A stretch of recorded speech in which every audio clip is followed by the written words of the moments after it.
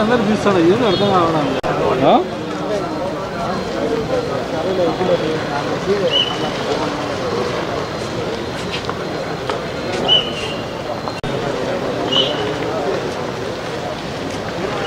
వివరాలు అవినీతి ఆరోపణలు ఎన్ని ఎదుర్కోవాలి కదా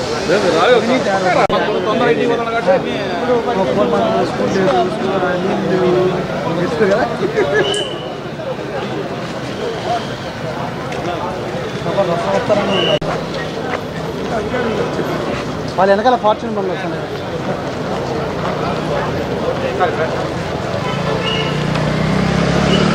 అన్నా అన్నా కొంచెం జరుగునా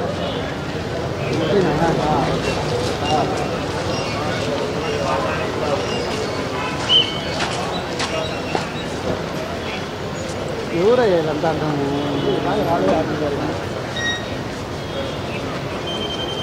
స్వామి. హలో కలుసుకునే స్వామి సైడ్ రా.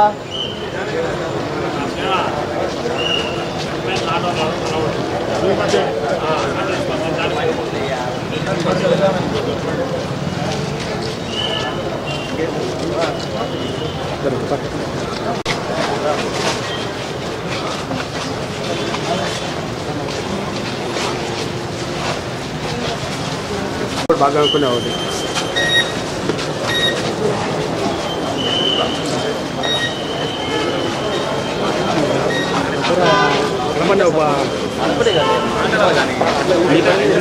కానీ ఇప్పుడు రాజంపేట శాసనసభ్యునికి సమస్య వచ్చింది కాబట్టి ఆవేదన చెందుతున్నారు. గత 15 నెలలుగా పులివెందుల నియోజకవర్గంలో దీనికంటే ఘోరంగా నేను అనుభవించిన ప్రభుత్వం ఉండే ఆహ్వాన పత్రికలో నా పేరు వేయని సందర్భాలు ఉన్నాయి. నాకు ఒకవేళ పేరు వేసినా నాకంటే మున్సిపల్ వైస్ చైర్మన్ ఎంత దారుణం అంటే మున్సిపల్ వైస్ చైర్మన్ పేరు పైన ఉంటుంది, మున్సిపల్ చైర్మన్ కింద ఉంటుంది, దాని కింద శాసనమండలి సభ్యుడు పేరు ఉంటుంది.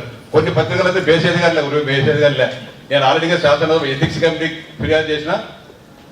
అంటే అంత దారుణంగా కనీసం ఇన్ఫర్మేషన్ గా ఒక శాసనమండలి సభ్యుడికి శాసనసభ్యులకు ఏమదిగా ప్రతిపక్ష శాసనసభ్యుడైనా శాసనమండలి సభ్యుడైనా పార్లమెంట్ సభ్యుడైనా అందరికీ అయ్యే హక్కులే ఉంటాయి. అధికారమైనా ప్రతిపక్షం అది వేరే విషయం. కానీ అధికారంలో ఉండేటప్పుడు ఒక రకంగా ప్రతిపక్షంలోకి వచ్చినప్పుడు ఇంకొక రకంగా భావించడం కరెక్ట్ గా అమర్నాథ్ రెడ్డి గారు చెప్పింది కరెక్ట్. గతంలో చేసిన తప్పులు కానీ మీరు తెలుసుకోండి. మీరు గతంలో చేసినారు కాబట్టి పునరావృతం అయిందని. గతంలో మీరు చేయకుండా జరగవేసి అంటే మీరు మస్తుగా చేసినారు.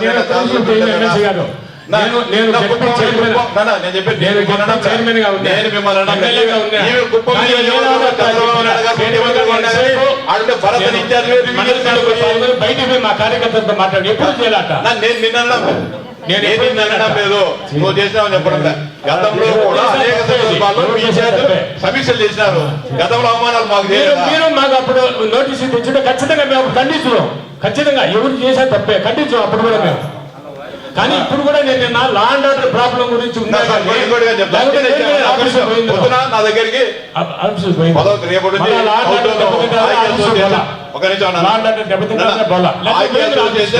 జరుగుతోంది. పేరు చూసిన రెడ్డి గారు ఫస్ట్ పేరు ఉంది, అవినాష్ రెడ్డి గారు ఉంది. కింద చూసి మా ఎమ్మెల్యే వైఎస్ జగన్మోహన్ రెడ్డి గారి పేరు లేదు. నేను ఎత్తిన ఆయన వస్తాడా లేదా అనవసరం మీకు. మా ఇన్ని పేర్లు రాసిన తర్వాత జగన్మోహన్ రెడ్డి గారు ప్రతిపక్షం అనవసరం. ఈ ఊర్లో జరిగేటప్పుడు ఈ ఊరి శాసనసభ్యుడిగా పేరు ఎందుకు నేను అడిగినా, నేను తప్పు చేస్తారు మీరని.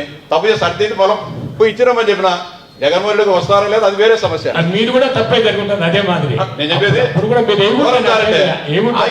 ఎవరన్నా కానీ కాక ఆయన వస్తాడో లేదో ఆ నియోజకవర్గ శాసనసభ్యుడు ఇవ్వాల్సిన గౌరవం ఆయనకి ఇవ్వాలా అన్నా.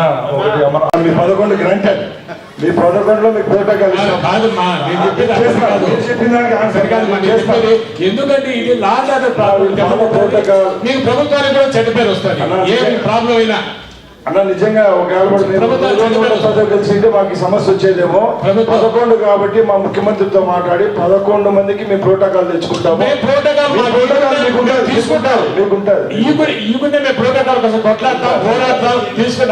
మాకు ఎక్కువ సమస్య ఉండదు.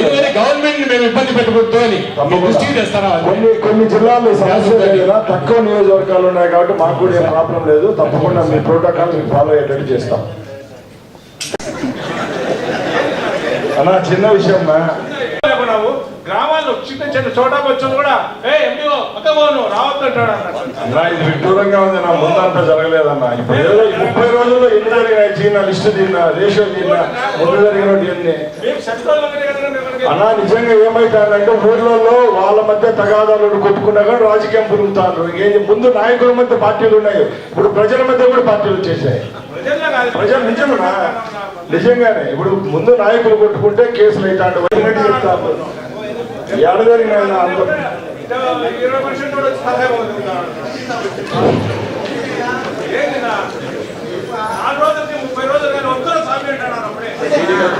కొండలు లేకుండా కొడతా ఉన్నారు.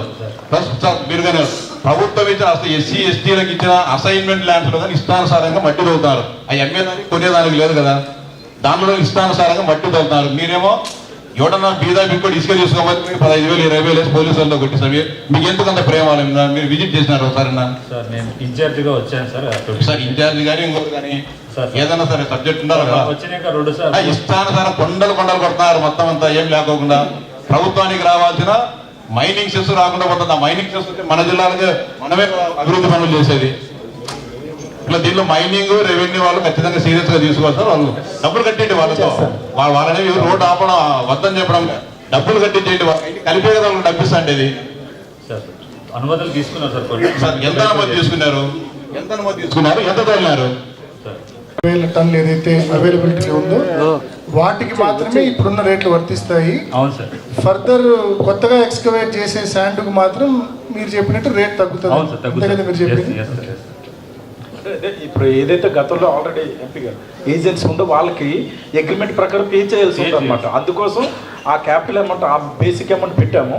పెట్టిన తర్వాత ఇందాక చెప్పినట్టు హ్యాండ్లింగ్ ఛార్జెస్, జిల్లా పరిషత్తు, టెంట్ అకౌంటేషన్ ఇవన్నిటికీ కలిపి ఆ రేట్ వస్తుంది అనమాట. సార్ 88 రూపీస్ అనేది స్టాట్యూటరీ సార్. మనం డిఎంఎఫ్ ఇది సీనియర్ అనేది స్టాట్యూటరీ కాబట్టి అప్పుడు ఇచ్చినప్పుడు కదా సార్ ఉచితం అంటారు.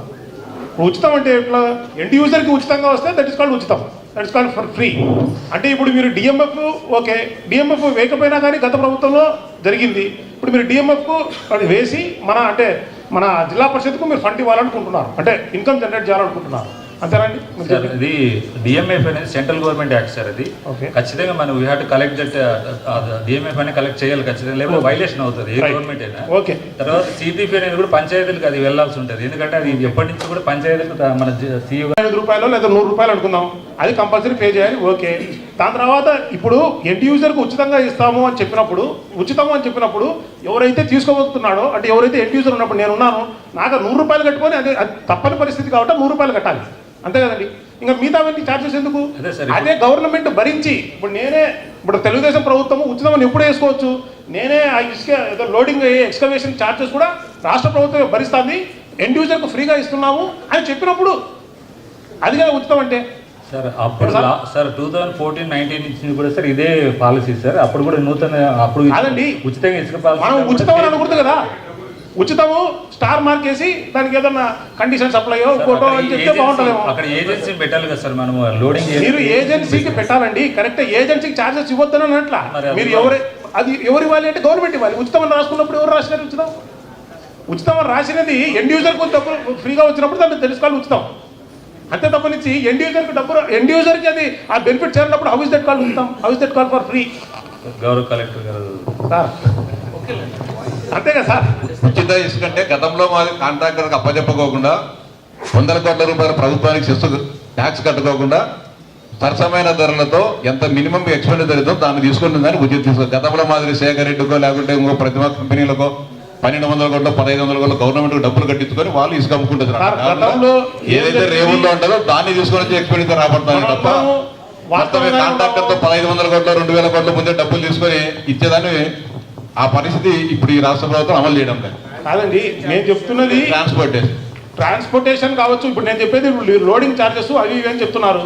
అవన్నీ కూడా గవర్నమెంట్ మేము బేర్ చేసి ఇచ్చినప్పుడే కదా. కాదేమో ఇంకోటి ఏదైనా మీరు కలెక్టర్ గారు మీరు చదువుకున్నారు, అది పెద్ద హోదాలు ఉండరు, మీరు చెప్తే ఇస్తాం. Anything is okay. తర్వాత నాకు జవాబు చెప్తే అంటే మీరు సాటిస్ఫై అవుతారని కాదు, బట్ అట్లీస్ట్ చెప్తాంలేండి. డిప్యూటీసీ గారు ఇలాంటి ప్రతిపాదన చెప్పినారు. దీని పరిస్థితి పేరేమైనా మారుస్తారేమో మా ముఖ్యమంత్రి గారిని అడుగుతాం. ఉచితం అని కాకపోకుండా అంటే ఎంతో కొంత ఫుల్ ప్లేజెడ్ ఎంపీలకి పాలసీ రాలేదు కదా ఇంకా. ఇప్పుడు ఆ 3 లక్షలు ఏదైతే ఉందో దాని వరకు అంటున్నారు.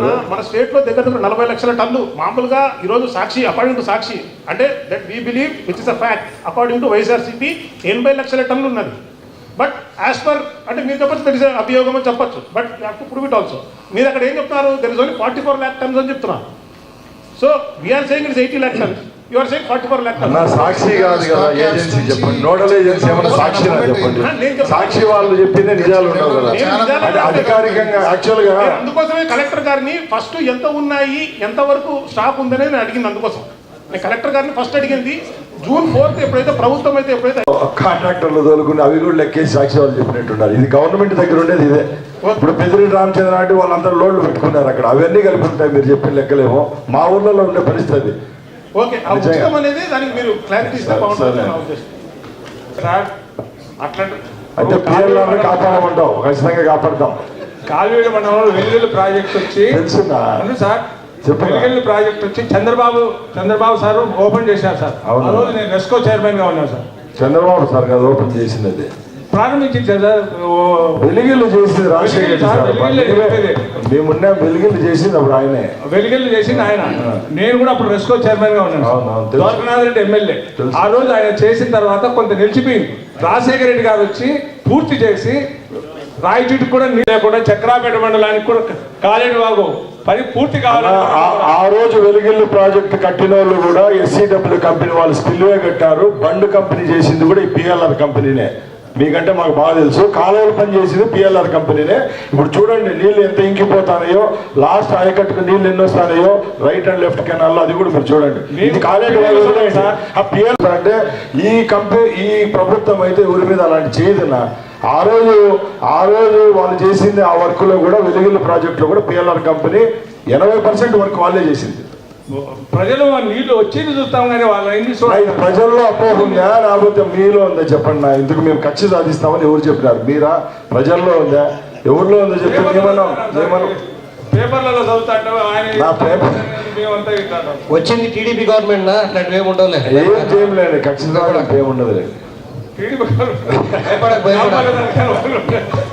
ఇంతసేపు డిస్కషన్ ఎందుకు? మీరు మనస్ఫూర్తిగా ఒక మాట, ఆ పని పూర్తి చేసే బాధ్యత మాది 100% అని చెప్పండి. సంతోషంగా ఆయన కూర్చుంటాడు.